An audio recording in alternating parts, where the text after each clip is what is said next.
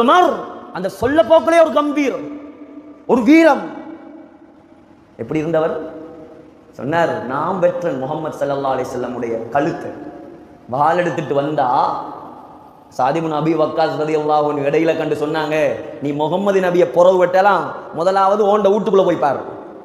என்ன எந்த வீட்டுல? என்ன ஓண்ட வீட்டுல ஓண்ட தங்கச்சி மச்சானும் இஸ்லாத்துக்கு வந்தான். எப்படி கோபம் வரும்?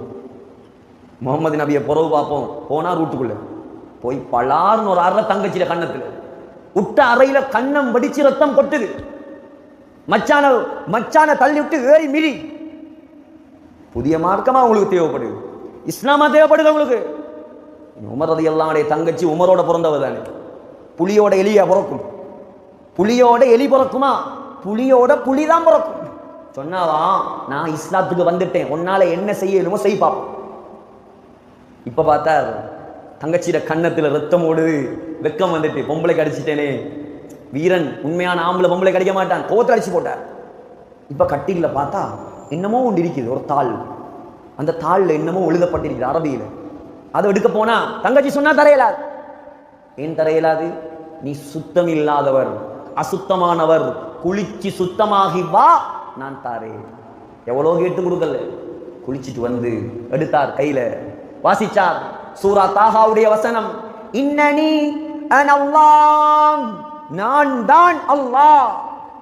சும்மா அனல்லாஹ் இல்ல, இன்னனி அனல்லாஹ், நான் தான் அல்லாஹ். ஒரு வசனம். யோசிக்கணும், நாங்க முஸ்லிம்கள் எத்தனை வருஷமா சூரா ஃபாத்திஹாவை கேட்கிறோம். இந்த கல்வில என்ன மாற்றம் வந்துரு? எவ்வளவு குர்ஆன் வசனத்தை கேட்கிறோம், எவ்வளவு அழகா அந்த பள்ளிவாசல்ல ஓதுறாங்க, பின்னால நின்று தொழுகிறோம். வீட்டுல ஒரு ஆள் மௌத்தாகினா, குடும்பத்துல ஒரு ஆள் மௌத்தாகினா 4 நாள் 5 நாள் அப்படியே பேரஞ்ச மாதிரி இருக்கான். சாப்பாடு மிரங்குது இல்லை, தண்ணி மிரங்குது இல்லை. ஏன்? மௌத்தாகின அதிர்ச்சி, மௌத்தாகின அதிர்ச்சி, கவலை. நான் கேட்கிறேன், நீங்களும் நானும் ஏதாவது ஒரு குர்ஆன் வசனத்தை பார்த்து அதில் அர்த்தத்தை விளங்கி பயந்து குறைஞ்சது ஒரு மணித்தியாலம் கண்ணீர் வடிச்சிருப்போமா? இப்படியான சமூகம் தான் சகோதரர்களே அல்லாஹ்வுடைய உதவியை இருக்கக்கூடிய சமூகம். இப்படியான சமூகத்தை உருவாக்குற மாதம் தான் இந்த ரமலான் மாதம். ஒரு வசனம் தான், ஒரு வசனம் தான். எங்க போனார் அவர்? எங்க போனார்? எந்த அந்தஸ்தை அடைந்தார்? 40வதாக இஸ்லாத்துக்கு வந்தவர் 2வது அந்தஸ்துக்கு வந்தார்.